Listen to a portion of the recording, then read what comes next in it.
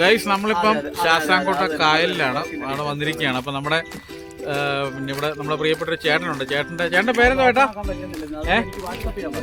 കുഞ്ഞുമോൻ ചേട്ടൻ്റെ വള്ളത്തിലാണ് ഞങ്ങൾ വളരെ സുരക്ഷിതരായിട്ട് ഞങ്ങളിതാ പത്തനംതിട്ട GH PRO ഉണ്ട്,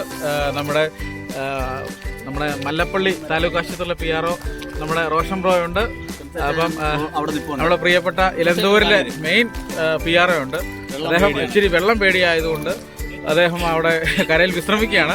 അപ്പം ഞങ്ങൾ കുറച്ച് നമ്മുടെ സഹപ്രവർത്തകൻ്റെ വൈവാഹിക നിശ്ചയത്തോടനുബന്ധിച്ച് ഞങ്ങളിവിടെ ശാസ്താംകോട്ട കായലിൻ്റെ അവിടെ എത്തിയിരിക്കുകയാണ്. സുഹൃത്തുക്കളെ, ഗൈസ് നിങ്ങളിത് കാണൂ, വളരെ മനോഹരമായിട്ടുള്ള ദൃശ്യം നിങ്ങൾ കാണും.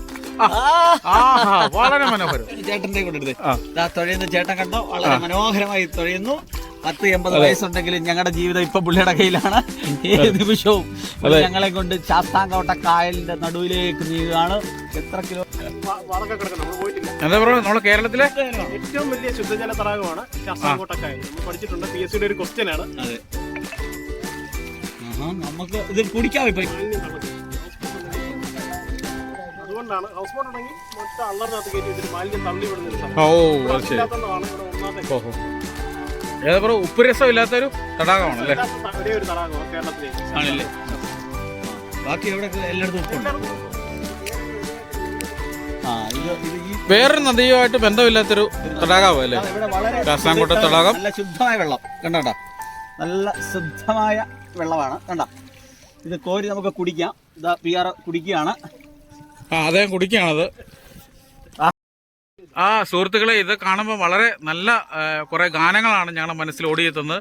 കളകളം കായലിൽ തുഴതുഴഞ്ഞു വാ എന്ന് പറയുന്ന മനോഹരമായിട്ടുള്ള ഗാനങ്ങളൊക്കെയാണ്, പഴയ ചലച്ചിത്ര ഗാനങ്ങളൊക്കെയാണ് ഞങ്ങളുടെ മനസ്സിലേക്ക് കടന്നു വരുന്നത്. അതോടൊപ്പം തന്നെ വളരെ സന്തോഷമായിട്ടതാ വളരെ നമ്മുടെ ജലഗണങ്ങളെ എന്ന് പറഞ്ഞ് കീറി മുറിച്ചുകൊണ്ടതാ അദ്ദേഹത്തിന് തുഴകളെറിഞ്ഞ് അദ്ദേഹം നമ്മളെ വളരെ സുരക്ഷിതമായിട്ട് കൊണ്ടുപോയിക്കൊണ്ടിരിക്കുകയാണ്. കുഞ്ഞുമോൻ ചേട്ടൻ്റെ ആ സ്നേഹവും കരുതലും ഒക്കെ നമുക്ക് ഈ യാത്രയിൽ ഉടനീളം കാണാൻ സാധിക്കും എന്നുള്ളതാണ് പ്രത്യേകമായിട്ട് പറയാനുള്ളത് അല്ലേ സുധീഷ് സാറേ? സാറിൻ്റെ വളരെ തിരക്ക് പിടിച്ച ഔദ്യോഗിക ജീവിതത്തിനിടയ്ക്കും ഇങ്ങനെയൊക്കെ കുറച്ചുള്ള സമയം കണ്ടെത്താൻ സാറിന് എങ്ങനെ സാധിക്കുന്നു സാറേ? ഇതുപോലുള്ള നിമിഷങ്ങൾ നമുക്കൊന്നും പറയാനില്ല. ഭയങ്കര റോഷൻ സാറിന് എന്താ പറയാനുള്ളത്? ജീവിതത്തിലെ ചീന്തി എടുക്കുന്ന ചില നിമിഷങ്ങളാണ് അല്ലേ? പക്ഷെ എന്നാലും പ്രിൻസസ് ചായനോടുള്ള ആ ഒരു അതിർത്തി ഈ അവസരത്തിൽ പേടിയാണ്. അദ്ദേഹം പാവമാണ്. പുള്ളിക്ക് വെള്ളവും വള്ളവും എല്ലാം പേടിയാണ്. നമ്മളെ ഒരു സ്നേഹസമ്പന്നനായിട്ടൊരു സഹപ്രവർത്തകനും ഒരു ജ്യേഷ്ഠനും ഒക്കെയാണ്. വീടാണ്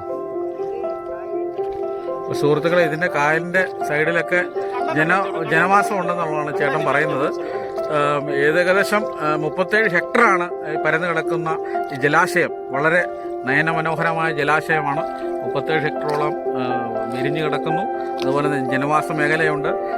ടൂറിസ്റ്റുകൾക്കൊക്കെ വന്നാലും വളരെ മനോഹരമായിട്ട് തങ്ങുന്നതിന് വേണ്ടി ഉള്ള സൗകര്യങ്ങളുണ്ട്. മൺട്രോത്തുരുത്ത് പോലെ സ്ഥലങ്ങൾ സൗകര്യങ്ങളുണ്ട്. അതുപോലെ തന്നെ ഭക്ഷണശാലകൾ, അതുപോലെ തന്നെ ഇവിടുത്തെ നാട്ടുകാരുടെ സഹകരണം വളരെ നിസ്സീമമാണ്. അപ്പോൾ അതുപോലെ നിങ്ങൾ നോക്കൂ, വളരെ മനോഹരമായിട്ടുണ്ട് ജലാശയം.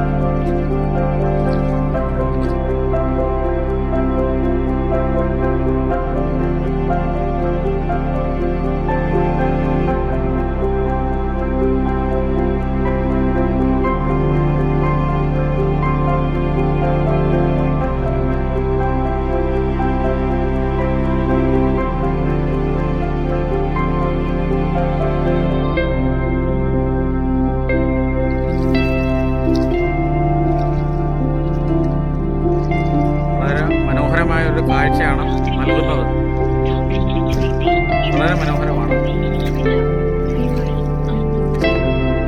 ഇത് ഞങ്ങളുടെ സുധീഷ് ചേട്ടനാണ്, സ്നേഹനിധിയായ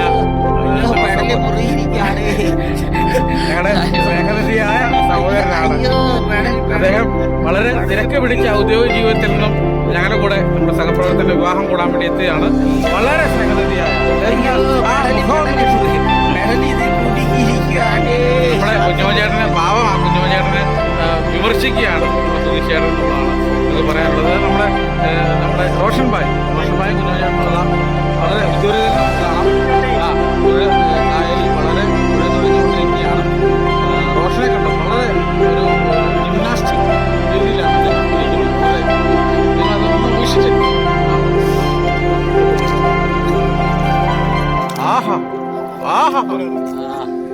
മനോഹരം. നല്ല കാറ്റുണ്ടല്ലേ സുധിച്ചേട്ടാ?